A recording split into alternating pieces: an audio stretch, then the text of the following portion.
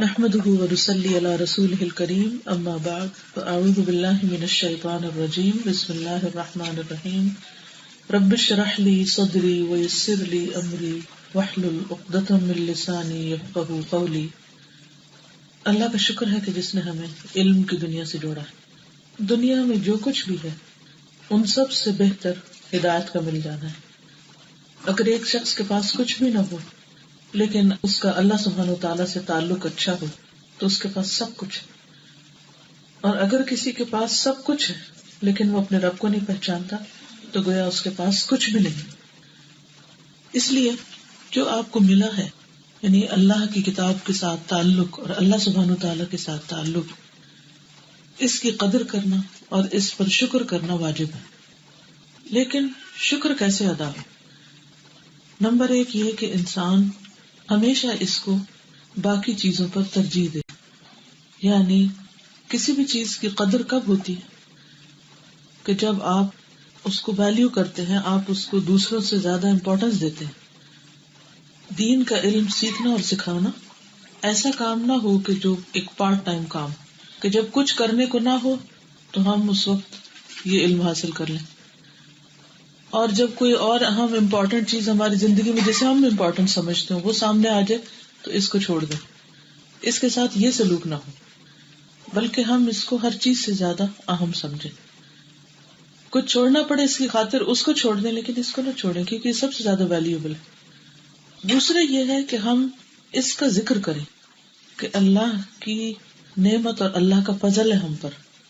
زبان سے بھی اس کا اظہار کریں. قرآن مجید میں آتا ہے فَأَمَّا بِنِعْمَةِ رَبِّكَ فَحَدِّثْ. جب کوئی نعمت ملتی ہے تو اس کا اظہار بھی کرنا چاہیے، اس کا ذکر کرنا چاہیے، اس پر بات کرنی چاہیے کہ اللہ کا شکر ہے، اللہ کا فضل ہے، اللہ کی رحمت ہے کہ اس نے مجھے یہ راستہ دکھایا. کیونکہ جب آپ شکر کرتے ہیں تو اس پر نعمت اور زیادہ ہوتی اور اس میں اضافہ ہوتا ہے. لیکن اگر آپ اس کا شکر نہیں ادا کرتے اور آپ اس کو اللہ کا فضل نہیں قرار دیتے تو وہ نعمت چھن بھی جاتی.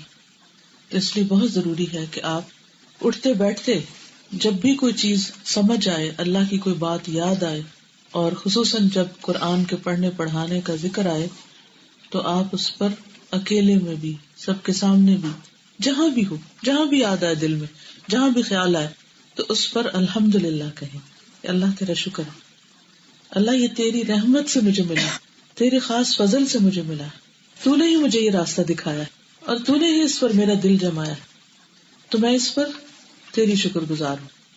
اور اللہ کا وعدہ ہے لئن شکرتم لازیدنکم، اگر تم نے شکر کیا تو میں اور زیادہ دوں گا. انسان کے دل پر کئی حالتیں گزرتی ہیں لیکن ان میں سے سب سے پسندیدہ حالت جو ہے وہ شکر ہے کہ انسان اللہ تعالی کا زبان سے بھی اور دل سے بھی شکر کا اظہار کرتا رہے. تو انشاءاللہ اس طرح ایک تو یہ فائدہ ہوگا کہ یہ نعمت چھنے گی نہیں، دوسرا یہ کہ اس ہدایت میں اور علم نافع میں اضافہ ہوتا رہے گا، کبھی ایک طریقے سے، کبھی دوسرے طریقے سے، کبھی تیسرے طریقے سے، کبھی کسی کے ذریعے، کبھی کسی کے ذریعے، تو یہ اضافہ ہوتا چلا جائے گا. آپ اپنے بارے میں بتائیے کہ آپ کیا چاہتے ہیں کہ جو کچھ آپ کو ملا یہ ملا رہے یا پھر گم جائے یا غائب ہو جائے؟ کبھی نہیں چاہتے نا کہ ہم سے گمے. دو باتیں میں نے بتا دی. پہلی کیا بتائی؟ آپ بتائیے. ہاں، اس کی قدر کرنی ہے، اس کو سب سے زیادہ ویلیو دینی ہے، باقی ساری چیزوں پر اس کو اہم سمجھنا ہے، باقی سب چیزیں اس کے بعد ہیں. کیونکہ میں نے کہا نا کہ جو کچھ ہمیں ملا اس میں سب سے زیادہ امپورٹنٹ یہ ہے، سب سے زیادہ ویلیوبل یہ ہے، سب سے زیادہ قیمتی یہ ہے، سب سے زیادہ فائدہ مند یہ ہے. جب سب نے ساتھ چھوڑ دینا تو اس نے کام آنا ہے. تو ہمارے لیے تو سب سے زیادہ فائدہ مند ہے نا، یہ ہمیں تو دل و جان سے عزیز ہے. آپ کے نزدیک سب سے زیادہ محبوب کون ہوتا ہے؟ سب سے زیادہ پیارا کون ہوتا ہے جو سب سے زیادہ آپ کے کام آتا ہے؟ وہ پنجابی کا ایک محاورہ نا، چم نہیں کم پیارا. چم کا کیا مطلب ہے؟ جلد، اسکن، یعنی شکل و صورت. یہ مطلب ہے کہ کسی کی شکل و صورت سے انسان اٹریکٹ ضرور ہوتا ہے لیکن اگر وہ فائدہ نہیں پہنچاتا تو کیا کرتا ہے؟ مثلا اگر کوئی آپ کا پسندیدہ ترین جوس کا ڈبہ ہے، کوئی جوس ہے یا کوئی کھانے کی چیز ہے، کوئی بھی چیز، اور وہ بہت خوبصورت طریقے سے ریپ کر کے کہیں رکھا ہوا ہے تو آپ دیکھ کے خوش ہو جاتے ہیں، واو یہ تو میرا پسندیدہ کھانا ہے. جب آپ اس کو اٹھاتے ہیں تو وہ خالی ہے. اب کیا کریں گے آپ پسندیدہ ڈبے کو؟ کیا کرتے ہیں آپ کچن میں جاتے ہیں تو آپ کا پسندیدہ ترین جو فوڈ کا خالی کین ہوتا ہے، خالی ڈبہ ہوتا ہے، خالی ریپر ہوتا ہے ٹافی کا. جب آپ ٹافی خریدتے ہیں یا آپ چاکلیٹ خریدتے ہیں تو کس چیز کو دیکھ کر خریدتے ہیں؟ اس نشان کو نا، کہ جو آپ کو زیادہ پسند ہوتا ہے. لیکن جب وہ خالی ہو جاتا ہے تو پھر کیا کرتے ہیں؟ اس کی اوپر والی لیئر جس کو دیکھ کے آپ اٹریکٹ ہوئے تھے اٹھا اٹھا اٹھا کے سب بن میں پھینک دیتے. ابھی کیوں پھینک رہی؟ اتنا خوبصورت، اتنا اٹریکٹیو. ٹھیک ہے کانٹینٹ پہ بھی محنت کرتے ہیں، لیکن لوگ زیادہ تر محنت کس پہ کرتے ہیں؟ آؤٹر لک پہ نا. لیکن آؤٹر لک صرف اس وقت تک فائدہ دیتی ہے، ویلیوبل ہوتی ہے، جب اس کے اندر کوئی فائدے کی چیز ہوتی. جب وہ خالی ہو جاتی ہے نا، اٹھا پھینکتے. انسان کا جسم روح ہے تو فائدہ نا اس کا. جب روح نکل گئی تو پھر کون رکھے گا ہمیں؟ ماں باپ بھی نہیں رکھتے، کوئی بھی نہیں رکھتا، قبر میں چھوڑا. اسی طرح یاد رکھیے کہ جو چیز ویلیوبل ہوگی یا واقعی ویلیوبل ہوتی ہے اس کو ہم جان سے لگا کے رکھتے ہیں، اس کو نہیں چھوڑتے، اس کو چھوڑنا نہیں چاہتے. لیکن ایک وہ چیز جس کے ظاہر سے، اوپر سے، آؤٹر لیئر سے ہم امپریس ہوئے، اٹریکٹ ہوئے، جب اس کے قریب گئے اور دیکھا اس میں تو کوئی کام کی چیز ہی کوئی نہیں، تو ہم کیا کریں گے؟ ہم اس کے قریب نہیں رہیں گے.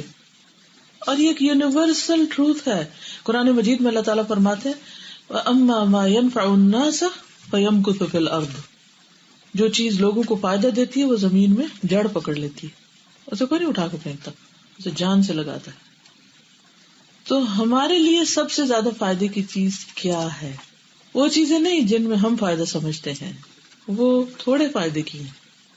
مثلا مال و دولت فائدے کی ہے، مگر صرف اتنا ہی فائدہ نا جو ہم کھا لیتے ہیں یا پہن لیتے ہیں یا استعمال کر لیتے ہیں. باقی اگر ڈھیروں بھی ہو، ملینز بھی کہیں جمع ہو کسی بینک میں، تو آپ کس کام کے نا؟ صرف دل کی ایک ٹیک ہوتی ہے کہ ہاں ہیں اتنے، وہ خوش خون خیال ہوتا ہے کہ اتنے ہیں. باقی چیزیں، اور جب مر جاتا ہے انسان تو وہ ملینز کہاں جاتے ہیں؟ ہاں، دوسروں کے کام آتے ہیں. تو وہ ملینز ہمارے نہیں ہیں، وہ کسی اور کے ہیں. وہ جائیداد کے کاغذ اب ہمارے نہیں ہیں، ہمارے لیے قبر میں کوئی کام نہیں، ویلیو لیس ہو گیا نا. بچے ہمارے کام کے نہیں ہیں. کوئی بھی چیز، انسان، دوست، احباب وقتی طور پر ٹھیک ہے، اچھے ہیں، بس ان کو جتنی اہمیت ہے اتنی ان کو دیں. لیکن سب سے زیادہ جس چیز کی اہمیت ہے وہ ہدایت، وہ نجات، وہ نفع مند علم، جو مرنے کے وقت بھی، مرنے کے بعد بھی، اور قبر میں بھی، اور جو دنیا میں چھوڑ جائیں گے اپنی کتابیں لکھ کے یا کوئی بھی کام کر کے، تو وہ بھی صدقہ جاریہ بن جائے گا، وہ فائدہ مند ہے. لیکن ہم عام طور پر سمجھتے نہیں اس بات کو نا. جو چیز ہمیں سب سے زیادہ کام آنے والی ہے ہم اس کو سب سے زیادہ امپورٹینس دیتے نہیں ہیں. گھر میں تھوڑا بہت کوئی کام ہو جائے تو ہم کلاس چھوڑ دیتے ہیں، بچے کو کچھ ہو جائے تو سبق چھوڑ دیتے ہیں، خود کو تھوڑا بہت کچھ ہو جائے، کوئی بیماری ہو جائے تو پڑھنا لکھنا چھوڑ دیتے ہیں. تو یہ طریقہ ٹھیک نہیں ہے. اس کا مطلب یہ کہ ہم نے اس کو ویلیو نہیں کیا. تو قرآن کا علم واقعی ایسی چیز ہے جس کو ہم ویلیو نہ کریں، چھوٹی چھوٹی باتوں پہ چھوڑ دیں. عقل مند نہیں چھوڑے گا، کبھی ساری زندگی نہیں چھوڑے گا. طوفان گزر جائیں گے اس پر، وہ نہیں چھوڑے گا. وہ کہے گا اسی سے تو مجھے زندگی ملی ہے، اسی کو چھوڑ دوں؟ کیسے چھوڑوں؟ تو مرتے دم تک اس کو پکڑ کے رکھنا ہے. تو پہلا کام اس ہدایت کے ملنے، اس قرآن کے ملنے، اس نور کے ملنے، اس روشنی کے ملنے پر کیا کریں؟ اس کو ویلیو کریں، اس کی قدر کریں. کتنی قدر؟ ہر چیز سے زیادہ. دوسری چیز یہ کہ اس پر جب قدر آ جائے نا تو پھر شکر کریں، اور شکر زبان سے بھی کریں. کیسے؟ زبان سے بول کر جب بھی خیال آئے کہیں الحمدللہ، اللہ تیرا شکر ہے. کیونکہ افضل الشکر کا کلمہ کیا ہے؟ الحمدللہ، الحمدللہ، سبحان اللہ، سبحان اللہ. کیونکہ تعریف اللہ کے لیے، اللہ کی پاکی بیان کرے. آپ کو اپنی تعریف اچھی لگتی؟ ہاں، ہم تعریف کے قابل نہ بھی ہوں، ہر بندہ خوش ہوتا ہے. کوئی آپ کا شکریہ ادا کرتے تو آپ کو خوشی ہوتی. اللہ سبحانہ وتعالیٰ کو سب سے زیادہ تعریف پسند ہے. اللہ تعالیٰ کو تعریف پسند ہے. تو جو کام اللہ تعالیٰ کو پسند ہے کیا ہم وہ نہیں کریں گے؟ جس کام سے اللہ تعالیٰ خوش ہوتے ہیں کیا ہم نہیں کریں گے؟ اور وہ کیا ہے؟ الحمدللہ، الحمدللہ، اللہ تیرا شکر ہے تو نے مجھے یہ راہ دکھائی، اللہ تیرا شکر ہے تو نے اپنی کتاب کا علم دیا، اللہ تیرا شکر ہے تو نے اس راستے پر لگا دیا، اللہ تیرا شکر ہے تو نے اس زندگی کو ضائع ہونے سے بچا لیا. تو اللہ کی تعریف کیا کرے. سبحان اللہ و بحمدہ عدد خلقہ و رضا نفسہ و زنۃ عرشہ و مداد کلماتہ. ٹھیک ہے نا؟ کتنی تعریف اللہ کی. سبحان اللہ و بحمدہ عدد خلقہ، جتنی اس کی مخلوق کی تعداد، وزنۃ عرشہ، اور جتنے اس کا عرش کا وزن جو ساتوں آسمانوں زمینوں سے بھی بڑا ہے. ساتوں آسمانوں زمین سے بڑھ کر کرسی، اور کرسی سے بھی بڑا عرش. اس عرش کا وزن کتنا ہوگا ہمیں تو تصور میں بھی نہیں آ سکتا. اللہ اتنی زیادہ تعریف. وہ مداد کلمات، اور اس کے کلمات کی سیاہی کے برابر. کتنے اس کے کلمات؟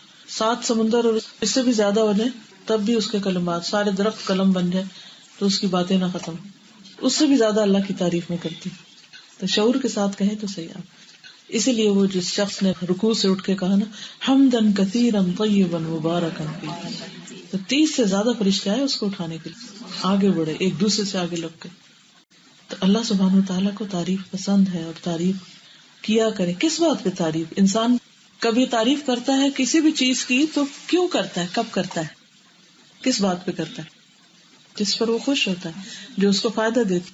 تو اگر آپ واقعی اللہ سے خوش ہیں تو پھر آپ اللہ کی تعریف کریں گے. اگر اس نعمت پر خوش ہیں کہ اللہ نے آپ کو قرآن دیا تو آپ اللہ کی تعریف کریں گے. ٹھیک ہے نا؟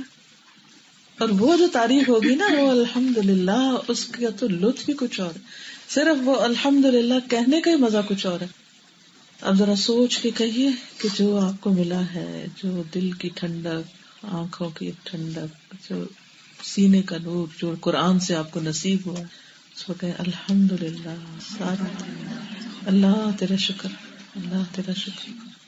یہ ذکر ہوتا ہے جو دلوں کو اطمینان بخشتا ہے. دل مطمئن ہو جاتے ہیں، پرسکون ہو جاتے ہیں، راضی ہو جاتے ہیں. پھر انسان صبح شام خوشی سے کہتا ہے رضیت باللہ ربا وبالاسلام دینا وبمحمد نبیا رسولا. تو پہلا کیا کام کرنا ہے؟ ویلیو کرنا ہے، قدر کرنی. پھر بھولنے لگے ہیں. اب تو یاد کر لیں. اور میں تیسری دفعہ دہرا رہی ہوں، 3 دفعہ نبی صلی اللہ علیہ وسلم اہم باتوں کو دہرایا کرتے تھے، میں بھی تیسری دفعہ دہرا رہی ہوں. اب آپ نے بھولنا نہیں کہ مجھے اس علم کی قدر کرنی ہے. اور قدر آئے گی تو پھر کیا کرنا ہے؟ شکر کرنا، تعریف کرنا، اللہ کی تعریف کرنی، کیونکہ تعریف اللہ کو پسند ہے، اور تعریف کے کلمات ادا کرنے ہیں. یہ بتائیے اگر اللہ تعالیٰ خوش ہو جائے گا تو پھر کیا ہوگا؟ اور دے گا. اور کیا وہ آپ کو خوش نہیں کر دے گا؟ رضی اللہ عنہم ورضوا عنہ.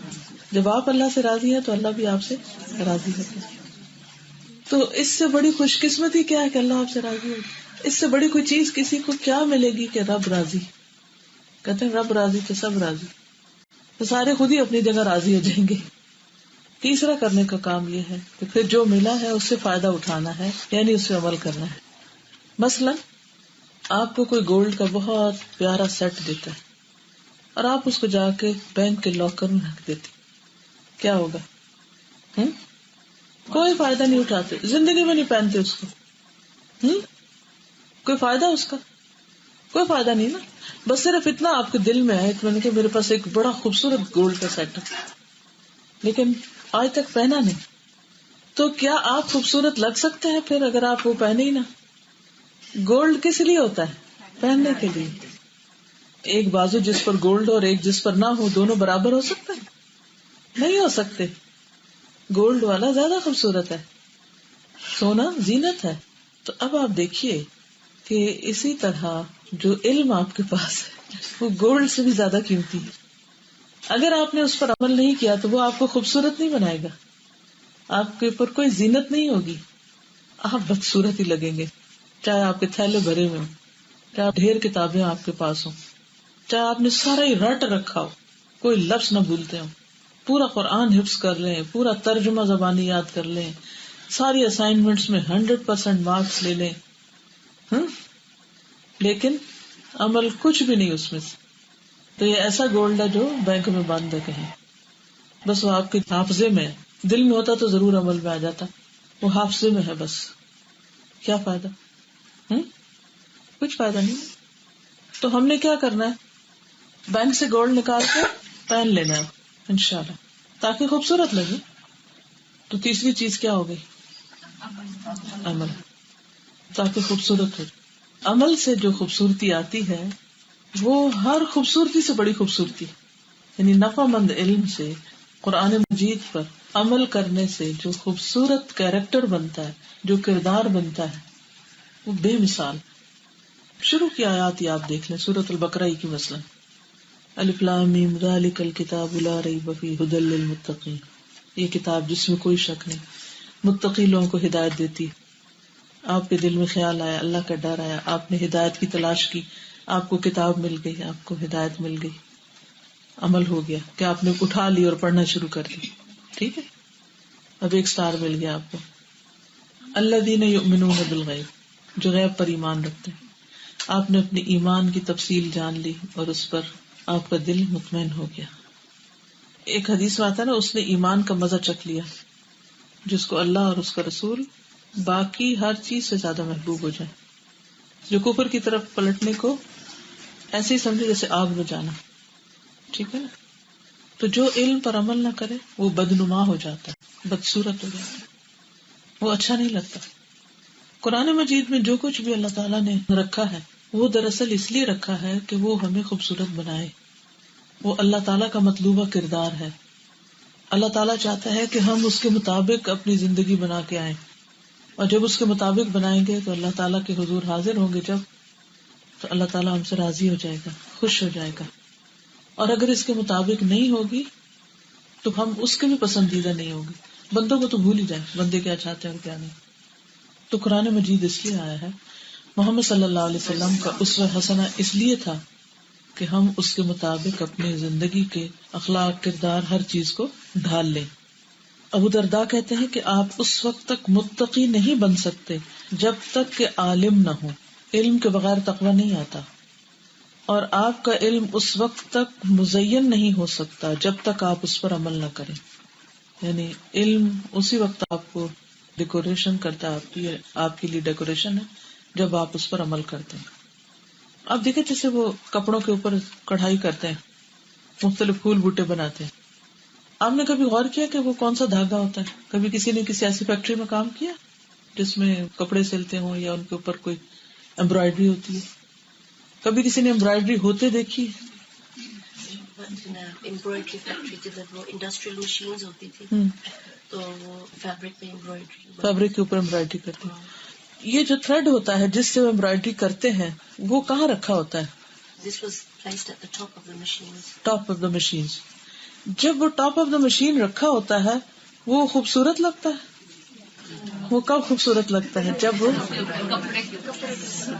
ٹھیک ہے، آپ کے اوپر اتنی کتابیں لدی ہوئی ہوں، آپ نے 10 کتابیں حفظ کی ہوئی ہوں، لیکن اگر وہ عمل میں نہیں آیا تو آپ خوبصورت لگ ہی نہیں سکتے، اٹریکٹو نہیں ہو سکتے. اس لیے بہت ضروری ہے کہ ہم اس علم کو اپنی جگہ پہ لا کے رکھیں. وہ علم دماغ میں رکھنے کے لیے نہیں ہے، سر پہ لادنے کے لیے نہیں ہے. وہ کتابوں میں لکھ کے، نوٹ بکس پہ نوٹ بکس بھر بھر کے رکھنے کے لیے نہیں. کچھ لوگ کیا کرتے ہیں، ادھر سے سنتے تو لکھ لیتے، لکھ لکھ لکھ لکھ لکھ لکھ کے کاپیاں بھری ہوئی، اور پھر ان کو لکھ لکھ کے یاد کرتے ہیں، پھر لکھ لکھ کے امتحان دیتے ہیں، اور پھر جب عمل کی باری آتی ہے تو سب کچھ بھول جاتے ہیں. علم اپنی رائٹ پلیس پہ کیا نہیں. وہ تو وہی پتہ چل جاتا ہے جب نمبر کم آتے ہیں تو پھر آپ کا کیا اخلاق ہوتا ہے، پھر آپ کا معاملہ کیا ہوتا ہے. تو آپ کی شخصیت پوری طرح نمایاں ہو جاتی ہے نا، آپ کی نیت بھی واضح ہو جاتی ہے کہ آپ کس لیے پڑھ رہے تھے. ایک گفتگو، ایک زبان کا جملہ ہی بتا دیتا ہے کہ آپ کتنے پانی میں. وہ تو خیر فیکٹریاں بڑے پیمانے پر، چھوٹے پیمانے پر بھی گھر میں بھی آپ لا کے دھاگا وغیرہ رکھتے ہیں نا بعض لوگ، تو اس میں جب تک وہ دھاگا ایک خاص انداز میں، خاص جگہ پر، خاص کلر لگا کے اس کو نہ بنایا جائے تو حسن نہیں آتا. وہ ایسے ریلیں پڑی ہوتی، دھاگوں کے گچھے لگتے ہیں، لیکن ایک ایک نکال کے جب اس کو پروتے جاتے ہیں. اسی طرح موتی، اب تو کوئی موتی کا کام کرتا نہیں، لیکن جیسے ان کے جلباب کے اوپر موتی وغیرہ لگے ہوئے ہیں، یہی موتی اگر کسی ڈبی میں رکھے ہوئے ہوں تو کیسے لگیں گے؟ بس وہ ایک ڈبیا میں چمک رہے ہوں گے، لیکن جب یہاں لگے تو یہ زینت بن گئی. جو بازار میں نہیں پہنتے، گاڑی کی حد تک ٹھیک ہے، گھر سے نکلے گاڑی میں گھس گئی، گاڑی سے نکلے تو ادھر آ گئے، لیکن بازار میں نہیں، کیونکہ سب کو اٹریکٹ کرتا ہے نا. اچھا، تو اسی طرح کوئی بھی چیز جب وہ اپنی صحیح جگہ پر جاتی ہے تو تب خوبصورت لگتی. ٹھیک ہے نا. مثلا اس بوٹل پہ یہ جو اسٹیکر لگا ہوا ہے اس کے نام کا، اگر اس کے پائلز بھری پڑی ہوں، پائلز میں رکھا ہوا ہو، اور بوٹل خالی پڑی ہوں، وہ ادھر پڑی ہیں، یہ ان اسٹیکرز کی پائلز ادھر پڑی ہیں، کیا خوبصورت لگے گا؟ بوتل خوبصورت لگے گی یا اسٹیکرز کی پائلز خوبصورت لگیں گی؟ دونوں ہی نہیں اچھے لگیں گے. لیکن جب ان میں سے ایک اٹھا کے ایک بوٹل پہ لگا دی جاتی ہے تو اس کا حلیہ ہی بدل جاتا ہے. اگر یہ اتار دی جائے تو آپ دیکھیں گے کہ اس کا حلیہ کچھ اور ہوگا، بوٹل تو بھدی سی لگے گی. ٹھیک ہے، بہت سوچ سمجھ کے اس کو ڈیزائن کیا گیا، محنت لگی. تو انسان بھی وہ جو پائلیں ہیں نا علم کی، جب تک آپ کے اخلاق، کردار، شخصیت میں نہیں آئے گی تو آپ خوبصورت نہیں لگیں گے. ٹھیک ہے. حسن بصری کہتے ہیں عالم وہ ہوتا ہے جس کا عمل اس کے علم کے مطابق ہو، اور جس کا عمل اس کے علم کے مخالف ہو تو بس وہ روایت کرنے والا ہے، وہ تو کہانی سنا رہا ہے. جس نے ایک چیز سنی اور آگے سنا دی، ادھر سے سنی ادھر سنا دی. تو جو کہانیاں سناتا ہے شخص، آپ نے بھی بچوں کو کہانیاں سنائی ہوں گی یا خود پڑھی ہوں گی، تو جو نیریٹر ہوتا ہے، جیسے اسٹوری ٹیلر ہوتا ہے، تو ضروری نہیں کہ اسٹوری ٹیلر اس کو اپنے اوپر بھی لے کے کوئی خاص کردار اس کا بن جائے. ایون جو ڈراماز میں اور موویز میں کام کرتے ہیں تو وہ وقتی طور پر ایک رول پلے کرتے ہیں. جب وہ اس رول سے باہر جاتے ہیں تو وہ وہی پہلے والے نارمل انسان ہوتے ہیں. تو وہ ایک لبادہ اوڑھتے ہیں نا، اور پھر لبادے سے باہر آ جاتے ہیں. تو جب وہ ایک خاص لبادہ اوڑھے ہوئے ہوتے ہیں تو ان کی پرسنالٹی بہت پرکشش ہوتی. آپ ان کے اس رول کو دیکھ کر رو بھی سکتے ہیں، ہنس بھی سکتے ہیں. لیکن جب وہ اس میں سے باہر نکلتے ہیں تو ان کو آپ کسی گلی بازار میں ملے تو آپ نہ روئے نہ ہنسے، کیونکہ اب وہ اس رول میں نہیں ہے، وہ رول پلے نہیں کر رہے. تو ٹیچرز کو سٹوری ٹیلر نہیں بننا، صرف ایک ایکٹر نہیں بننا کہ وہ کچھ پڑھ کے یا سن کے آگے پڑھا دے یا سنا دے، بلکہ اس کو فار ایور اس رول کو اپنے اوپر لینا ہے. ایک وقتی تو بھی ڈرامہ نہیں کرنا، بلکہ اسے اپنے اندر جذب کرنا ہے اور اپنے اندر اس کا عمل لانا ہے. حسن بصری کہتے ہیں جو شخص علم میں لوگوں سے برتر ہے وہ اس بات کے لائق ہے کہ عمل میں بھی لوگوں سے برتر ہو. یعنی علم کی اصل سپیریورٹی اس وقت آتی ہے جب عمل میں سپیریورٹی ہوتی ہے. اگر عمل ویسے کا ویسا ہی ہے، عبادت میں کوئی بہتری نہیں آئی، معاملات میں کوئی بہتری نہیں آئی، اخلاق پہلے سے بہتر ہی نہیں ہوا، کوئی چینج ہی نہیں آیا، تو کیا فائدہ ہوا؟ علم صرف اس چیز کا نام تو نہیں کہ کسی کتاب سے حدیث پڑھ لی، پھر اس کو لکھ لیا، پھر اس کو آگے پڑھ کے سنا دیا اور بات ختم. وہ تو کرنے کی چیز.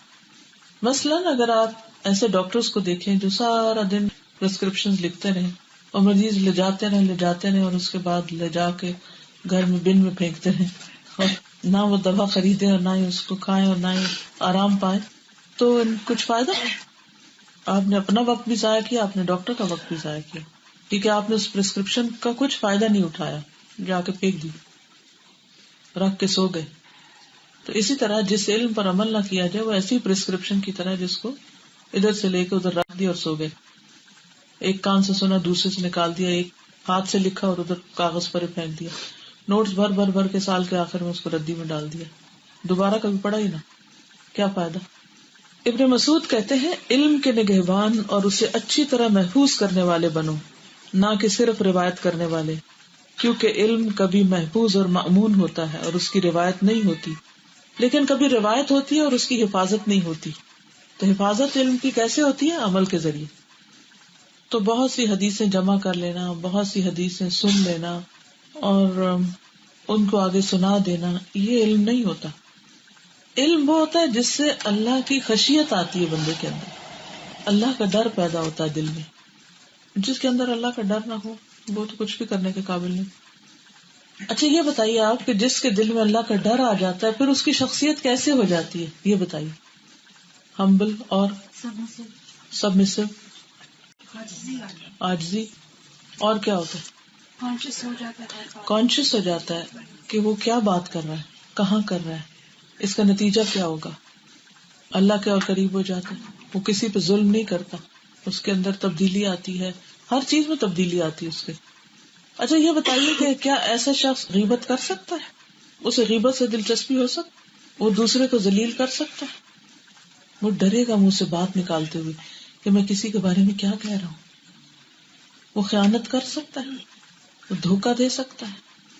اس کو تو جب یہ احساس بھی ہو جائے کہ اس سے کوئی ایسا کام ہو گیا تو وہ تو ڈر کے گر پڑے گا, وہ ٹوٹ جائے گا, کیونکہ اس کا رب اس کو دیکھ رہا ہے. کیا وہ ڈبل فیس لائف گزار سکتا ہے, ادھر کچھ اور ادھر کچھ؟ جب اللہ کا ڈر نہیں ہوتا نا, تب یہ ساری خرابیاں پیدا ہوتی ہیں. تب ایک طرف ایک انسان حافظ قرآن بھی اور دوسری طرف یہ ساری خرابیاں اس کے اندر ہوں, تو اس کے علم میں اس کو کوئی فائدہ نہیں دیا نا پھر. تو ہم سب کو بھی سوچنا چاہیے کہ کیا اللہ کا ڈر ہمیں غلط کاموں سے روکتا ہے؟ ورنہ آپ یاد رکھیے کہ بہت سے غلط کام ایسے ہوتے ہیں جن کی پکڑ دنیا میں بھی ہو جاتی. اللہ تعالیٰ بہت غیرت والا ہے. جب کوئی مومن گناہ کا کام کرتا ہے تو اللہ تعالیٰ کو غیرت آتی ہے. اور آپ کو پتا نا کہ جب غیرت آتی ہے تو پھر کیا ہوتا ہے؟ کیا ہوتا ہے کچھ پتا؟ کوئی نہیں پتا. جب کسی پر غیرت آتی ہے تو پھر کیا ہوتا ہے؟ حضرت سعد بن عبادہ کے بارے میں آتا ہے نا کہ بہت غیرت والے تھے. نبی صلی اللہ علیہ وسلم فرمایا کہ مجھے سعد بن عبادہ سے بھی زیادہ غیرت آتی ہے اور اللہ تعالیٰ مجھ سے بھی زیادہ غیرت والا ہے. تو جب کوئی بندہ چھپ چھپا کے حرام کام کرتا ہے, غلط کام کرتا ہے, تو اللہ تعالیٰ کو اس پر غیرت آتی ہے. اور جب کوئی انسان غلط کام کرتا ہے تو دنیا میں بھی بعض اوقات وہ چیزیں اس کے سامنے آ جاتی ہیں, کبھی اولاد کی شکل میں, کبھی کسی شکل میں, کبھی کسی میں. تو یہ کبھی نہیں سوچنا چاہیے کہ انسان کسی دوسرے کو ذلیل کر رہا ہے یا کسی دوسرے کی غیبت کر رہا ہے تو کوئی اس کو چھوڑ دے گا. اس کی اپنی قدر و قیمت گھٹ جائے گی, اس کے اپنے عمل میں کمی آ جائے گی, اس سے نیکی کے مواقع چلے جائیں گے. تو اللہ تعالیٰ کو ناراض نہیں کرنا چاہیے. ایسے کام نہیں کرنے چاہیے کہ انسان جس سے اللہ تعالیٰ کو غصہ دلائے, کیونکہ علم ایک ایسا نور ہے جو اللہ دلوں پہ ڈال دیتا ہے, جس روشنی میں پھر انسان دیکھتا ہے.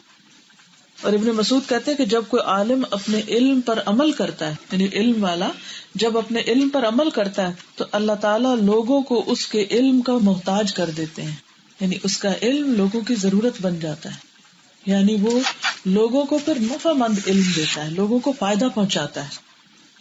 آپ نے دیکھا ہوگا کہ کئی دفعہ بڑے بڑے عالم ہوتے ہیں, بڑے بڑے علامہ ہوتے ہیں, لیکن ان کے علم سے کسی کو کوئی فائدہ نہیں پہنچتا ہوتا نا. اور بعض اوقات بالکل معمولی عقل سمجھ والے لوگ چھوٹی سی بات جانتے ہیں, لیکن وہ ان کے منہ سے ایسے نکلتی ہے کہ بندے کے دل پہ جا لگتی. بعض لوگ بہت بڑے پڑھے لکھے نہیں ہوتے, بڑی بڑی ڈگریاں نہیں ہوتی اور بڑے اسمارٹ ذہن کے نہیں ہوتے, لیکن چھوٹی سی بات بھی اللہ کی محبت کی ایسے کرتے ہیں, چھوٹی سی بات بھی ایسی منہ سے نکالتے ہیں کہ دوسروں کے دل میں اتر جاتی. میری ایک دوست کہتی ہے کہ وہ کسی شادی پر گئی تو وہاں پر ہر کوئی اپنے زیور, کپڑے, اپنے جائیدادوں اور دنیا کے مال اور جو کچھ ہوتا ہے اس پر بوسٹ کر رہا تھا نا, اور بڑے اس پر خوش تھے. they were proud of their دنیا. عام طور پر ایسے منظر دیکھنے میں آتے ہیں. تو کہتے کہ میں کسی کام سے کچن میں گئی یا پتہ نہیں لانڈری کی طرف گئی تو جو کام کرنے والی کھڑی تھی بڑی خوش ہو کر ملی, سلام کیا مسکرا کے. تو شاید انہوں نے سر پہ کپڑا لیا ہوا تھا, یہ کیا وجہ تھی؟ کہنے لگی کہ باجی ہمیں بہت فخر ہے کہ ہم مسلمان ہیں. اس کو اپنے اسلام پر فخر ہے. تو وہ کہتی ہے میں شاکڈ ہو گئی کہ اندر لوگوں کو کس بات پر فخر ہے, جو سارے بڑے ہائیلی ایجوکیٹڈ ہیں, اور اس خاتون کو جس کے پاس نہ دنیا ہے نہ علم ہے نہ کچھ ہے, اس کے پاس ایمان ہے, اس کو اسی پر ہی فخر ہے. تو کون عالم ہوا اور کون جاہل ہوا پھر؟ سمجھ کی بات ہے نا. تو انسان وہی ہوتا ہے جو اس کے منہ سے نکل رہا ہوتا ہے نا. ہم میں سے کتنے لوگوں کو اپنے دین پر, اپنے ایمان پر, علم ہدایت پر, اس قرآن کے ملنے پر خوشی ہو, اور ہم دنیا کی ہر چیز سے زیادہ اس کو امپورٹنٹ سمجھیں. انسان اس وقت تک اس کو امپورٹنس نہیں دے سکتا جب تک باقی چیزوں سے بے نیاز نہیں ہو جاتا. جب تک اس کے دل کے اندر دنیا کی لالچ ہوتی ہے, نیم کی, فیم کی, عہدوں کی, باقی چیزوں کی, تو قرآن اس کے حلق سے نیچے نہیں اترتا. تو اس لیے بہت ضروری ہے کہ ہم اپنے رویوں پر غور کریں, اپنے طرز عمل پر. اپنے آپ سے پوچھیں کہ دنیا میں وہ واحد سنگل کون سی چیز ہے جو مجھے ہر چیز سے زیادہ پیاری ہے, جس کے لیے میں کچھ بھی قربان کر سکتی ہوں. اور سچ بولیے اپنے آپ سے. میں لوگوں کی ناراضگیاں بھی مول میں لے سکتی ہوں, میں دنیا کی بڑی سے بڑی رونق بھی چھوڑ سکتی ہوں, نیند بھی چھوڑ سکتی ہوں, آرام بھی چھوڑ سکتی ہوں, اچھے اچھے کھانے چھوڑ سکتی ہوں, ہر چیز چھوڑ سکتی ہوں جس کے لیے. وہ کیا چیز ہے؟ چاہے مجھے دنیا میں کوئی ناموری نہ ملے, کوئی دنیا والے مجھے نہ پوچھیں, کچھ نہ کریں میرے لیے, تب بھی میں اس کو نہیں چھوڑوں گی. وہ کیا چیز ہے؟ اور پھر خود ہی اس جواب کو دیکھ لیجیے. کہیں ایسا تو نہیں ہوتا کہ دل میں خوف آتا ہو کہ اوہ اگر میں نے قرآن پڑھ لیا تو میرا رشتہ نہیں ہوگا، قرآن پڑھ لیا دین کی طرف آ گئے تو دنیا کی فلاں چیز چھٹ جائے گی، فلاں چیز نہیں رہے گی میرے پاس، لوگ مجھ سے دنیا میں آگے نکل جائیں گے. کیسے کیسے خوف. ڈرنا تو انسان کو اپنے گناہوں سے چاہیے، نہ کہ ان چیزوں سے کہ میرا کیا بنے گا. ہم میں سے بہت سے لوگ ایسے ہیں جو قرآن پڑھتے ہیں اور ان کو اس بات کا بڑا خوف ہوتا ہے کہ ہم دنیا میں پیچھے رہ جائیں گے. کیا صحابہ کرام دنیا میں پیچھے رہ گئے تھے؟ کیا نبی صلی اللہ علیہ وسلم پیچھے رہ گئے تھے؟ جو ان کے مقام ہے لوگوں کے دلوں میں، جو ان کے درجے ہیں، جو ان کی محبت ہے، وہ کسی قارون فرعون کی نہیں ہے، اور نہ ان کے نام باقی رہے. ہم کس چیز کو اتنی امپورٹنس دے رہے ہیں، کس چیز کو اتنی اہمیت دیتے ہیں جو چند دن کے بعد ہمارے ہاتھ سے جانے والی ہے. مثلاً اگر کوئی آپ سے یہ کہے کہ ایک دن کے لیے تم بہت بڑے محل میں رہ لو اور ہمیشہ کے لیے اپنے اپارٹمنٹ سے نکل جاؤ، تو آپ کیا کریں گے؟ کیا کریں گے؟ اپنے اپارٹمنٹ سے کیوں نکلے؟ صرف ایک دن محل میں جانے کے لیے. اور ہم اس کو بے وقوف کہیں گے جو اپنا اپارٹمنٹ چھوڑ دے، اپنا گھر چھوڑ دے صرف ایک دن بہت خوبصورت محل میں رہنے کے لیے. اب اس کو الٹا لیں، اس کے بارے میں کیا کہیں گے کہ جو ہمیشہ کے لیے محل میں رہنے کو چھوڑ دے دنیا کے ایک اپارٹمنٹ کی وجہ سے، جو ایک دن کے لیے. عقل مند کس کو ترجیح دے گا؟ ہمیشہ کے محل میں جانے کو ایک دن کے اپارٹمنٹ میں رہنے پر. تو جن گھروں میں رہ رہے ہیں نا وہ ایک دن کے لیے ہمارے پاس.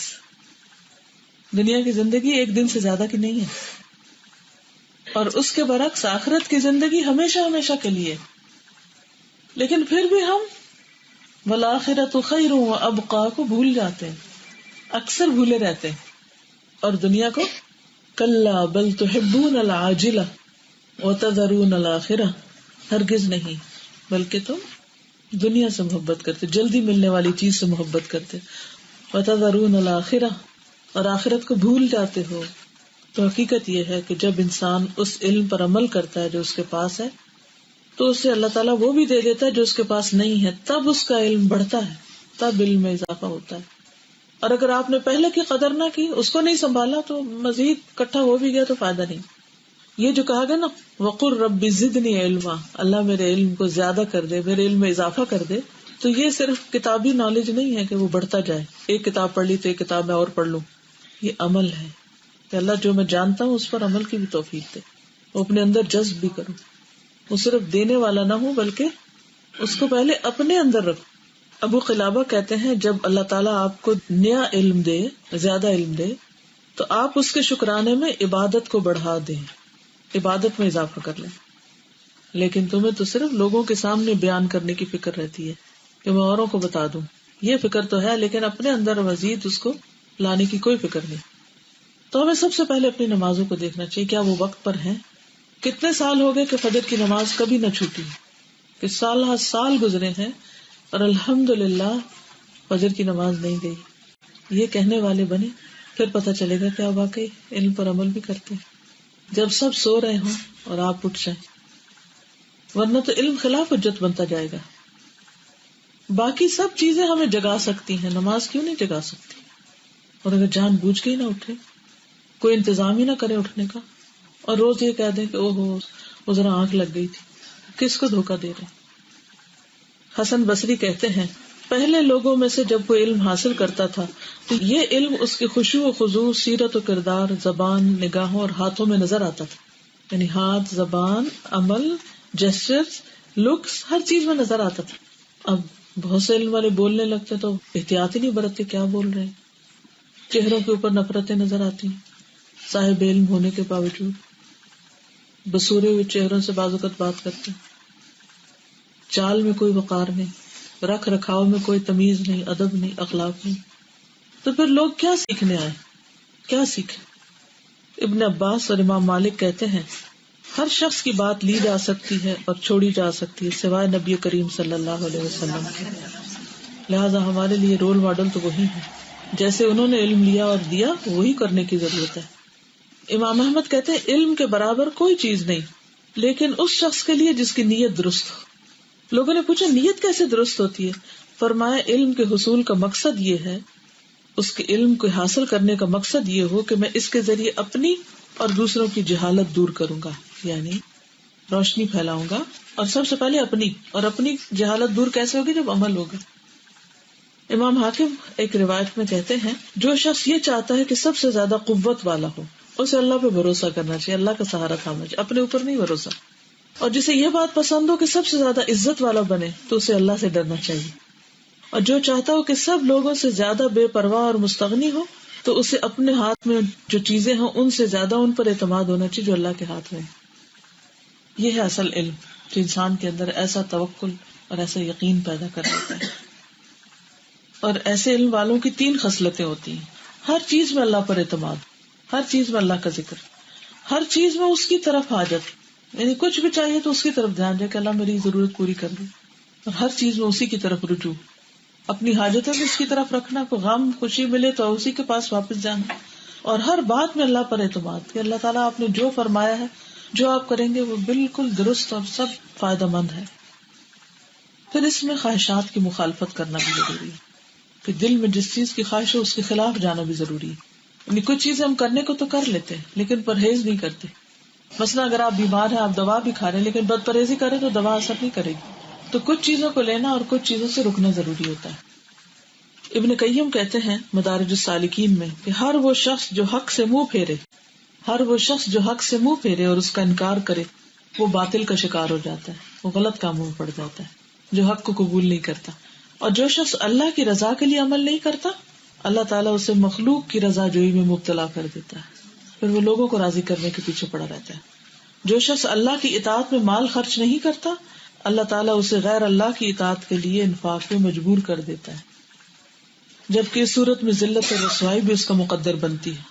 جو شخص اپنے نفس کو اللہ کی راہ میں نہیں تھکاتا تو ضروری ہے کہ وہ غیر اللہ کی خدمت میں تھکے۔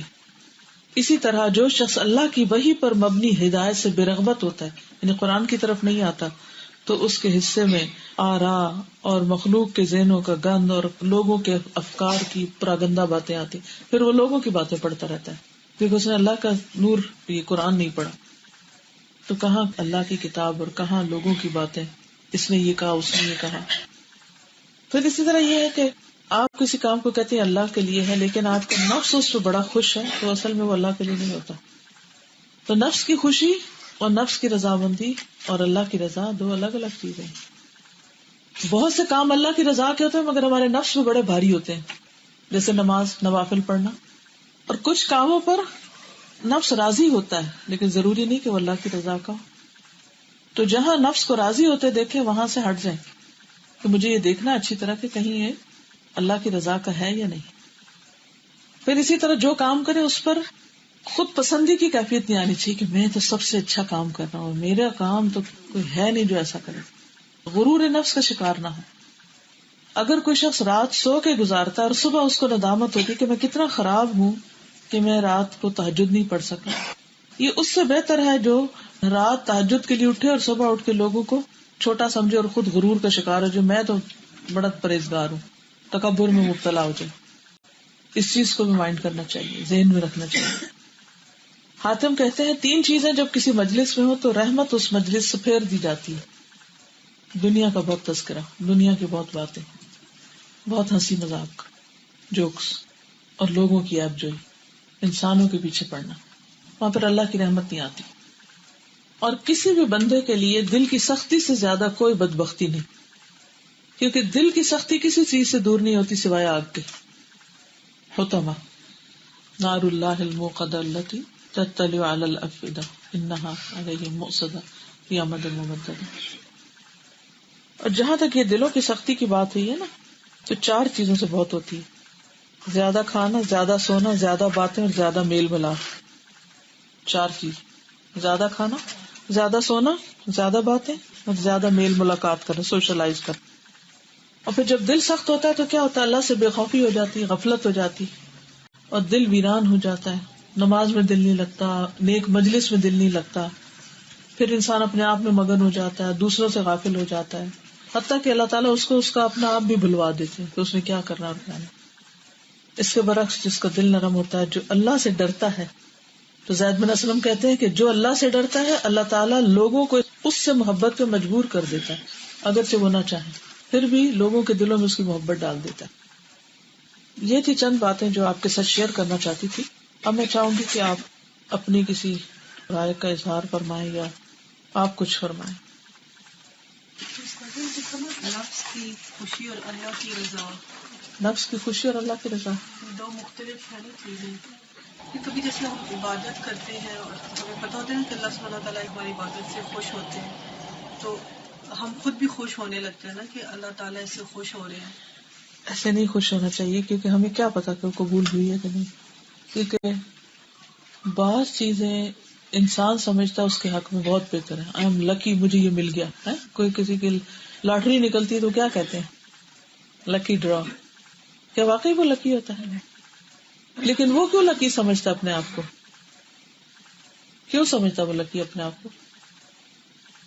وہ کس پیمانے سے اپنے آپ کو لکی سمجھ رہا ہوتا ہے؟ مثلاً آپ کوئی دعا کرتے ہیں اور آپ کی دعا قبول ہو جاتی ہے تو آپ کیا کہتے ہیں اپنے آپ کو؟ کہ اللہ کا مجھ پر بڑا کرم ہے، میری تو دعائیں سن لیتا ہے. یہ کہتے ہیں سخت امتحان ہوتا ہے. وہ کیا واقعی جس کی دعا قبول ہوتی ہے وہ لکی ہوتا ہے؟ مثلاً آپ دعا مانگتے ہیں کہ مجھے ایک فارم ہاؤس مل جائے، بہت بڑا گھر مل جائے، آپ کی حسرت ہے زندگی کی، اور وہ مل گیا. اچانک ایسی ڈیل ہو گئی کہ وہ مل گیا آپ کو. اب آپ سمجھیں گے کہ وہ تو آپ کی تو قسمت کے بارے نیارے ہو گئے، اللہ آپ پر بڑا ہی مہربان ہو گیا، مل گیا. اچھا، اب آپ اس گھر میں شفٹ ہو گئے. مسجد کدھر ہے؟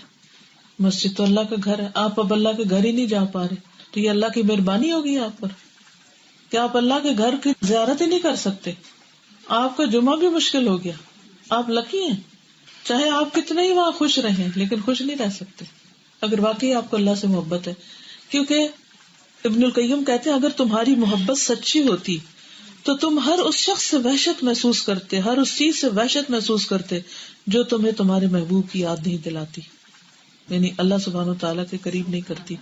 پھر وہ گھر اچھے نہیں لگتے جہاں اللہ کی یاد میں کمی آتی ہے. وہ جگہ اچھی نہیں لگتی جہاں پر عبادت میں کمی آتی ہے. کیسے انسان وہاں دل لگا سکتا ہے؟ پھر یہ محبت کا دعویٰ جھوٹا ہے.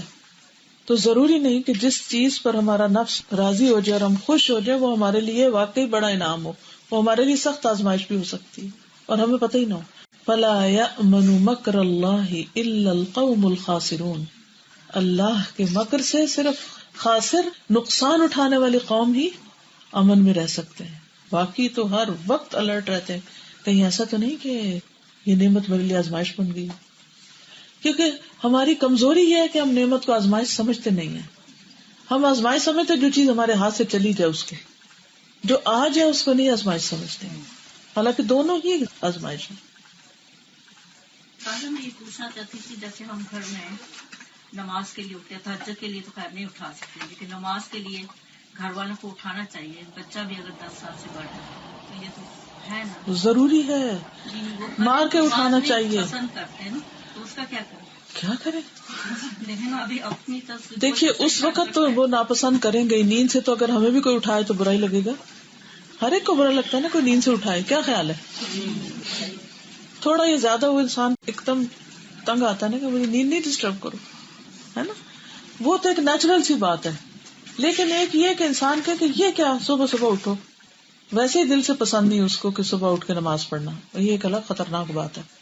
تو ہمیں بچوں کو بچپن سے ہی اللہ کا ڈر سکھانا چاہیے، اللہ کی محبت دینی چاہیے، اللہ کی عظمت دینی چاہیے، دنیا میں آنے کا مقصد بتانا چاہیے، نہ کہ صرف سویرے اٹھ کے یہ کہ ہمارا فرض ہے اس لیے دروازہ ناک کر کے جا رہے ہیں. یہ نہیں.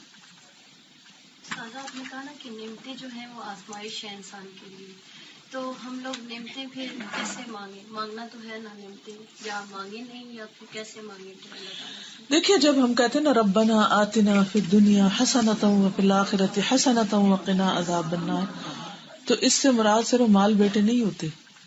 کیا مطلب ہوتا ہے کہ نیکیوں کی توفیق، چاہے مال ہو یا اولاد ہو، کہ کوئی بھی چیز اس سے نیکی کی توفیق ہو، وہ اللہ سے دور کرنے والی نہ ہو. ٹھیک ہے نا. حسنہ سے مراد صحت عافیت ایسی کہ جس میں انسان اللہ کی اطاعت کے قریب ہو. جیسا آپ نے بولا نا کہ ہمیں ذکر کرنا ہے، تو جب ہم قرآن سے جڑ جاتے ہیں تو قدرتی طور پہ ہماری زبان سے وہی باتیں نکلتی ٹھیک ہے. تو وہ لوگ جو ہیں سب ان کا ایک امیج بن جاتا ہے کہ ان کو تو اور کوئی ٹاپک رہ ہی نہیں گیا، صرف اسی چیز پہ بات کرتے ہیں. تو اس چیز کو ہم کیسے ٹیکل کریں؟ کچھ دن میں ان کا بھی مزاج بن جائے گا سن سن کے. ایسا کبھی تو سالوں سال گزر جاتے ہیں تو شاید ہم نے اپروچ ٹھیک نہ رکھی. ٹھیک ہے نا. آپ سوچیں آپ کا کیسے مزاج بنا لوگوں کی باتیں سن کے؟ نہیں نا. تو جس طرح آپ کا بنا ہے آپ اسی طرح ان کو بنائیں. ہر ایک چیز کو نا اپنے اوپر رکھ کے دیکھا کریں کہ مجھے یہ کیسے لگتی ہے. تو جو چیز آپ کو خود اپنے لیے اچھی نہ لگے اس کو دوسروں کے لیے بھی اس طرح نہ کریں کہ جس سے وہ چڑھے. میرا بھی سوال اسی طرح ملتا ہے. ایک تو یہ کہ اوبیسلی جیسے اب ہم کلاس لیتے ہیں تو وہ عبادات میں اتنا ٹائم نہیں ملتا. تو غلط بات ہے نا. فرض ہی کیوں نہیں آپ کلاس کم کر دیں پھر. ساتھ میرا مطلب یہ نہیں کہ فرضی عبادات، لیکن جیسے مزید ہم نوافل وغیرہ ادا کر سکیں. آپ یقین مانیں یہ صرف ہماری سستی ہوتی ہے. ایسا نہیں ہے کہ نوافل نہیں پڑھے جا سکتے، بالکل پڑھے جا سکتے. کیا نبی صلی اللہ علیہ وسلم سے زیادہ مصروف ہو گئے؟ نہیں ہوئے نا. کیا انہوں نے پڑھانے سکھانے میں کوئی کمی کی تھی؟ تو کہیں کمی ہے. ہمارا وقت کہیں اور کوئی چور چوری کر رہا ہے کہ ہم عبادت سے غافل ہیں. پھر پلٹ کے دیکھنا چاہیے کہاں کمی ہے، نہ کہ ہم خود کو جسٹیفیکیشن دے کے مطمئن کر لیں کہ ہم اس میں زیادہ مصروف ہیں اس لیے نفل کم پڑھ رہے ہیں. یہ عادت ہوتی ہے، بلیو می، عادت ہو جاتی ہے نفل چھوڑنے کی. نفل چھوڑتے تو سنت چھوڑنے لگتے، سنت چھوڑتے چھوڑتے فرض بھی کوتاہی کرنے لگتے ہیں. اگر چند دن آپ صبح تلاوت نہ کریں تو آپ کیا کریں گے؟ اس کے بعد کیا ہوگا؟ دل نہیں مانے گا آپ کو سویرے بیٹھ کے پڑھنے کو. لیکن ایکسٹرا ہارڈ، ایکسٹرا مائل نفس کو مجبور کریں. کیونکہ میں نے اپنے ساتھ یہ تجربے کیے ہوئے ہیں. جب میں مجبور کرتی ہوں اور میں پڑھنے لگتی ہوں تو بلیو می پھر چھوڑنے کو دل نہیں چاہتا، اور نہیں پڑھتی تو اٹھانے کے لیے مشکل ہوتی ہے. کبھی ایسا ہوتا نا کہ سفر میں جلدی میں کوئی دن رات کا پتہ نہیں چلتا تو وہ روٹین میں بریک آتی ہے تو پھر اگلے دن انسان سوچتا اچھا کل کر لیں گے نا، ابھی تو ذرا ہم رستے میں ہیں نا یا کچھ، اور پھر اگلا دن تھوڑی سی جھجک ہوتی ہے اٹھانے میں. share something like جو نعمتوں کا for us to wear this scarf and to be students and to be teachers and to be in this libas is a ni'mat, but the thing is we can take it wrong as well. کیونکہ کیا ہوتا ہے کہ جب ہم یہ پہن لیتے ہیں نا تو we can't relate to other people. جو دوسرے لوگ ہوتے ہیں نا پھر ان کے ساتھ sometimes you start feeling oh maybe we're better than them now, اب ہم ان سے اچھے ہیں. تو یہ جو چیز ہے نا اس کو میں sometimes بہت ڈرتی ہوں کہ پہلے اسٹوڈنٹ تھی، چلو ٹھیک تھا، اسٹوڈنٹ میں بہت خوش تھی کہ اللہ نے مجھے موقع دیا میں ادھر آئی. اب جب یہ پہنتے تو پھر میں اور اب ڈرتی ہوں کہ کہیں یہ نہ ہو کہ میرے اندر میں سے کچھ وہ تکبر یا اس چیزیں آئے. وہ تو انسان کو خود اپنا زیادہ پتا ہوتا ہے تکبر آ رہا ہے کہ نہیں آ رہا. اگر آپ نہیں لانا چاہتے تو آپ وہ کام کریں جو آپ کے نفس پہ بھاری ہے. مثلا ہر کوئی اپنے بارے میں جانتا ہے کہ اس کو کیا مشکل لگتا ہے، وہ کرنا شروع کر دیں. ابھی میں نے بتایا نا نفس کے خلاف جانا، یہ کہتے ہیں مٹی میں ہاتھ ڈالنا. مٹی میں ہاتھ ڈالنے والے کام کریں تو تکبر چلا جائے گا. جب ہم صرف ڈکٹیٹر بن جاتے ہیں نا، do this do this do this, he should do this she should do this, تو پھر کیا ہوتا ہے ہم سمجھتے ہیں ہم بیٹر پوزیشن میں. لیکن جب ہم کہتے ہیں ہم سب چلے مل کے، نبی صلی اللہ علیہ وسلم کی عاجزی کہاں سے تھی؟ جنگ خندق میں آپ نے کیا کیا تھا؟ کیا آپ صرف آرڈرز دیتے تھے؟ کیا کرتے تھے؟ خود ساتھ لگتے تھے. کسی کام میں بھی ان کو آر نہیں تھی، کچھ بھی کرنے میں. وہ غریب مسکین یتیم کوئی بھی آپ کو پکڑ کے کہیں لے جاتا، کوئی آر نہیں. ہم لوگ بعض اوقات ذرا سا بھی اسٹیٹس ہائی ہوتا ہے کسی وجہ سے بھی تو ہم سمجھنے لگتے کہ بس اب یہ میرے کرنے کا کام ہے، یہ دوسروں کے کرنے کا نہیں ہے، جو مل جائے. تو اگر آپ سمجھتے کہ اس کی وجہ سے تکبر آ رہا ہے تو آپ نیچے اتر آئیے اور دوسروں کے ساتھ لگ جائیے خود پریکٹیکلی کرنے پر. کوشچن ہے کہ جیسے ابھی کہا نا کہ اوور ٹاکنگ نہیں کریں، تو اوور ٹاکنگ نہیں کرتے یا سوشلائزنگ نہیں کرتے تو پھر آپ کو لوگ بھی کارنر کرتے ہیں یا پھر وہ یہ کہتے ہیں کہ بہت ایروگینٹ ہے، یہ مکس نہیں ہوتا. یہ بھی نہیں تو مکس کیوں نہیں ہوتے؟ اس کا مطلب ہے کہ ہر روز مکس ہونا سے بچے. ٹھیک ہے نا، ہر وقت لوگوں کے بیچ میں بیٹھنا، باتیں کرنا، شغل باتیں باتیں باتیں، بات سے بات نکالنا، ہر چیز کے اندر گھنٹوں لگانا. چائے پی رہے ہیں تو اس کو کب سے پی کے ٹھنڈے ہو گئے, مکھیاں بیٹھی کپ کے اوپر بیٹھے ہیں, بھائی اٹھے ہی نہیں. کھانا کھا رہے ہیں, 10 منٹ کا کام تھا, آدھا گھنٹہ لگا دیا, ختم ہی نہیں ہو رہا. دس از رانگ. جب آپ کھا رہے ہیں سب کے ساتھ, وہ بھی بات کریں, آپ بھی کریں, آپ بھی کریں, حق کی بات کریں, صحیح بات کریں, نپی تلی بات کریں. جب کھا لیا تو بس ختم, پھر اٹھے بھی. تو ہم یہ لمٹ قائم کرنا ہمیں مشکل لگتا ہے کہ کہاں رکنا ہے. تو وہ آپ کا دل بتا رہا ہوتا ہے کہ اٹس ٹو مچ, بس کرو. لیکن چونکہ لوگ خوش ہو رہے ہیں, ہنس رہے ہیں آپ کی باتیں, ہنسی مذاق ہو رہا ہے, تو آپ کہتے ہیں ہم تو بڑا دل خوش کر رہے ہیں. حالانکہ اگر آپ نے دل خوش کرنا نا, کسی کا اٹھ کے کوئی کام کر دے تو وہ زیادہ اس کو سچا دل خوش کرے گا. صرف جوکس کے ساتھ کسی کو راضی کرنے سے لوگ چڑنے بھی لگتے ہیں بعض اوقات, کہ اس شخص کو صرف لطیفے سنانے آتے ہیں, یہ صرف باتوں کا شعر ہے, کر کے تو کچھ بھی نہیں دکھاتا. یقین مانے, میں نے پہلے شروع میں کہا تھا نا, کم پیارا چم نہیں پیارا, یعنی کہ کسی کی چمڑی نہیں پیاری, کام اس کا دیکھا جائے گا کہ کیا ہے اس نے. جیسے منافق جو تھے نا, وہ بہت باتیں کرتے تھے لیکن کام نہیں کرتے تھے, کمٹمنٹ پوری نہیں کرتے تھے. تو اللہ سبحانہ وتعالیٰ نے فرمایا قل اعملوا فسيرى الله عملكم ورسوله, ان سے کہو کام کرو, اللہ اور اس کا رسول تمہارا عمل دیکھیں گے. تو کر کے کیا لاتے ہو؟ سے میرا بھی سوال ہے کہ دل کی سختی کے لیے 4 چیزیں آپ نے بتائیں, اور میں آخری یہ بھی کہا کہ لوگوں سے بہت زیادہ ملنا جلنا. تو اس کو تھوڑا سا اور ڈیفائن کریں گے, کیونکہ پیرنٹس بہن بھائی کچھ ایسا ان سے تو ملنا جلنا کرتا ہی ہے. دیکھیے کہ ملنا جلنا تو ہے, لیکن ہفتے میں 1 دفعہ مل لیا, مہینے میں 1 دفعہ میل ملاقات کر لی, اکٹھے ہو گئے کسی ایک گھر میں دوسرے گھر میں, لیکن روز ہی شغل میلہ ہنگامہ, آج ادھر دعوت ہو رہی ہے, آج ادھر ہو رہی ہے, آج ادھر ہو رہی ہے, اور پھر بس گئے تو گئے ہی گئے. نمازیں بھی چھٹ رہی ہیں اور باقی فرائض بھی, بچوں کی تربیت بھی, اور کئی اینڈ لیس باتیں. ضرورت کی بات تو کریں گے, لیکن اس میں بھی مبالغہ رائی, اور اس کی بات اور اس کی بات اور اس کی قصے اور کہانیاں اور جوکس, ان سے پرہیز کرنا چاہیے. یعنی یہ نہیں کہ بالکل ایک بت بن کے بیٹھ جائے. نبی صلی اللہ علیہ وسلم کیا کہ نہیں لگاتے تھے, مسکراتے تھے. صحابہ کی محفلیں کیسے ہوتی تھی, وہ اپنے خواب بھی سناتے تھے, کبھی جاہلیت کی شعر و شاعری بھی سناتے تھے, لیکن وہ سارا دن یہی نہیں چلتا رہتا. ہم ٹائم ضائع کرتے ہیں بہت. تو کثرت کی بات میں نے کی ہے, کسی بھی چیز کی کثرت ٹھیک ہے. باتیں کرنے لگے تو رکنے پہ نہ آیا, بات سے بات نکالتے گئے اور دوسروں کو بیزار کرتے گئے. بعضوں کا لوگ سننا بھی نہیں چاہتے اور ہم ان کے سر منڈے پڑے ہوتے ہیں, کیونکہ ہمیں خود مزہ آ رہا ہوتا ہے باتیں کرنے کا. ہم سوچتے کہ دوسرے سنتے جائیں. اب ہماری کچھ نیند میں کمی کی ٹپس بتا دیتے ہیں. دیکھیں, بھوک اور نیند تو جتنی آپ بڑھاتے جائیں گے بڑھتی جائے گی, کم کر لیں گے کم ہو جائے گی. اگر آپ مثلاً ایکسٹرا سوتے ہیں تو 3 دن تک آپ کم سوئیے, آپ کو بخار چڑھے, دن کو تھکے رہیں, کچھ ہو تو بریک یور ہیبٹ. ویسے تو اگر تھوڑا سا کیلولا کر لیا جائے نا 10-15 منٹ, تو پھر تھوڑا بھی رات کو سونا بہت کافی ہو جاتا ہے, آپ کے اندر ایک اطمینان آ جاتا ہے. لیکن اگر جاب پہ ہے تو پھر وہ ممکن نہیں. جی, اگر جاب پر ہے تو ممکن نہیں ہے, پھر انسان ٹائم کے مطابق اپنی ایڈجسٹمنٹ کرے. ٹھیک ہے نا, ہر کوئی جانتا ہے کہ کتنے بجے سے کتنے بجے تک. میں نے بعض اوقات ایک جگہ پہ 4 گھڑیاں رکھی ہوتی ہیں کہ میں جس اینگل پہ دیکھوں مجھے ٹائم نظر آئے کہ یہ کام اتنی دیر میں ہونا چاہیے, ہوا یا نہیں, اس سے اگلے کام کا وقت آ رہا ہے. تو اس کی بنیادی وجہ یہی ہے کہ آرام کے لیے بھی پھر خود بخود ٹائم لمٹ ہو جاتا ہے. میں وہ بات کرنے والے کے ساتھ پیچھے جو بات آپ نے کی کہ میل ملاقات کی, اس سے آپ کی نا دلی کیفیت پہ بہت فرق پڑتا ہے. میں اپنا تجربہ بتاتی ہوں. میں کہیں بہن بھائیوں کو ملنے چلی جاتی ہوں, دوبارہ واپس آ کے مجھے بہت ٹائم لگتا ہے اپنے روٹین میں آنے میں نا. اس سے یہ ہے کہ آپ کم, یعنی جس ہفتے میں 1 دفعہ کا دن رکھ لیں, باقی دن اپنے باقی فرائض بھی تو پورے کرنے ہیں. وہ استغفار کریں, صدقہ خیرات کریں, ہو سکتے ہیں, بالکل ہو سکتے ہیں, اس دنیا میں ہوتے ہوئے بالکل ہو سکتے ہیں. استغفار کریں, دعا کریں, صدقہ خیرات کریں, روزے رکھیں, کئی طریقے. جس گناہ کی وجہ سے لگا خاص طور پر اس کا الٹ کریں. کے ساتھ ریلیٹڈ نہیں, لیکن کہتے ہیں ایک پرسپشن بن گیا, ایک آل کی دعوی نہیں, ہر کوئی اپنے آپ کو نا ڈاکٹر فرحت ہاشمی سمجھتی ہے.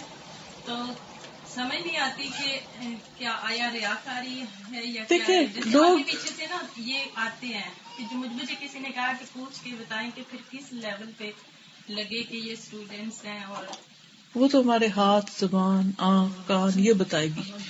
ٹھیک ہے نا. اور دوسرا یہ ہے کہ ہمارے لیے اصل نمونہ جو ہے نا وہ اللہ کے رسول صلی اللہ علیہ وسلم، کوئی انسان نہیں.